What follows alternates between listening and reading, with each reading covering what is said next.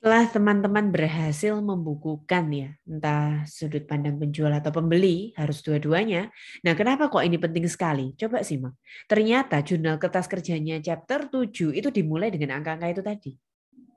Ada 3 jurnal kertas kerja di chapter 7. Yang pertama, kalian harus bisa mention bonds payable sama investment in bonds-nya saldo akhir setiap tahun itu berapa. Karena itu bakalan kita buang, eliminasi. Lalu, yang tadi kalian temukan juga, interest expense sama interest income itu harus dieliminasi. Nah, yang opsional nanti akan saya jelaskan ya. Kemudian, kita akan mencoba jurnal kertas kerja yang pertama dulu. Bonds payable, karena bonds itu utang, saldo normalnya kredit, maka kalau dieliminasi di debit. Investment itu aset, kalau kita mau hapus aset, maka investmentnya taruh di sebelah kredit. Terus angkanya, kalian nanti bisa lihat Excel saya teman-teman.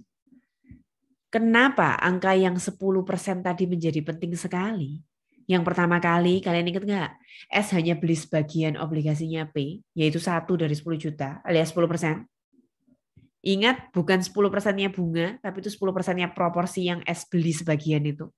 Nah, itu penting sekali karena harus kalian kalikan dengan saldonya bonds payable 10 juta 80. Caranya mengingat begini ya. Saldonya bonds payable kan 10 juta 80. Saldonya investment yang akan kita eliminasi kan 960.000.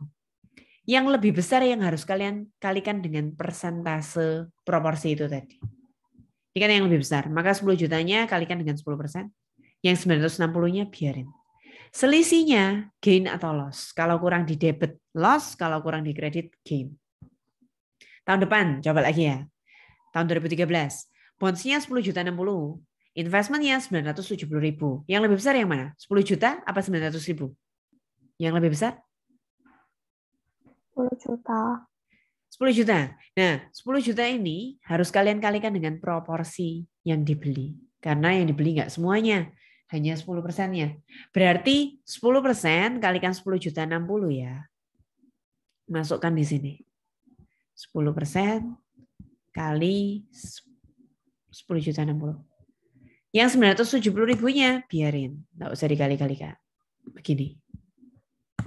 Nah, selisihnya namanya gain di tahun pertama, tahun kedua namanya jadi investment. Interest expense sama interest income. Coba teman-teman lihat. Interest expense 980.000, interest income 110.000. Mana yang lebih besar?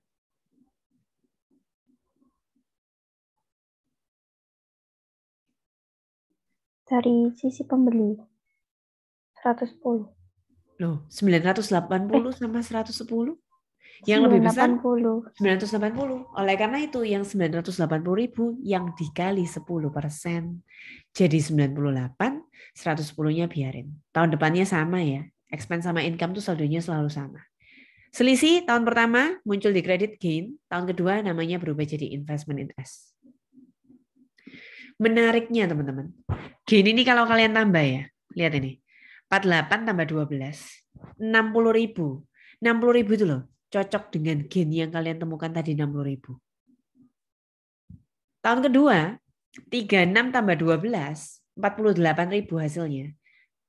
Gainnya 60, sudah diamortisasi 1 kali 12, yaitu 48. Nah itu menariknya kalau kalian tepat benar itu caranya bisa menghasilkan angka seperti itu. Lalu yang opsional kalian selalu ingatkan ada jurnal resiprokal yang harus dieliminasi. Kalau dulu kan resiprokal dividen, dividen payable to dividen receivable. Sekarang tuh resiprokal interest. Jadi interest payable sama interest receivable.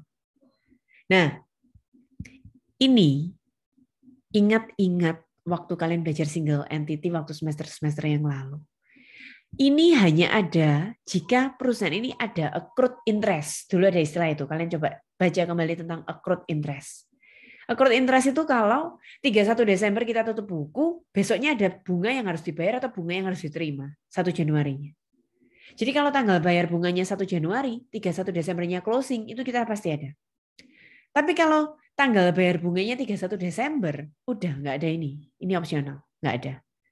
Karena ini soal ini bayar bunganya setiap 1 Januari dan 1 Juli, maka ada yang di-accrued 31 Desember.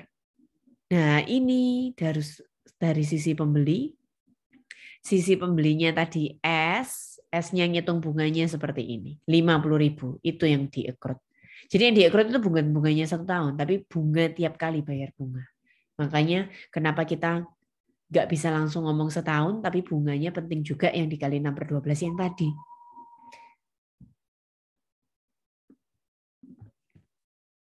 Lalu akhiri setelah mengerjakan yang jurnal chapter 7, kalian bisa akhiri yang jurnal biasanya yang chapter 1-4 itu loh. Jadi mulai mengeliminasi income ngambil dari saldo akhir yang ini saya pindah ya biar nggak usah scroll ke atas 202 sama 198. Nah itu kan bisa kalian kalau investment selisihnya yang dieliminasi. Lalu NCI share, perhatikan kepemilikan P terhadap S 70%, jadi sisa minoritasnya 30%. Mudah sekali soal ini karena nggak ada FOBV ya. Jadi nggak usah dikurangi amortisasi FOBV. Kalian lihat di sini amortisasi excess-nya juga 0 karena nggak ada FOBV. Retained earning ditambah net income kurangi dividen tahun lalu, common stock selalu sama. Investment in S kan dari awalnya T account. Untuk yang tahun kedua, kenapa nggak awalnya T account 6502? Karena ada jurnal kertas kerjanya chapter 7 yang mengkredit investment in S dan itu pengaruh. Makanya jurnal kertas kerja chapter 7 kalian kerjakan duluan supaya tahu kalau ada investment in S di debit nambah, investment in S di kredit ngurang. Jadi waktu dieliminasi di sini berbeda saldonya ya. Seperti biasa NCI-nya minoritas 30% kali implied. Nah, gampang sekali karena tidak ada unamortized excess, tidak ada alokasi dan tidak ada amortisasi. Selesai.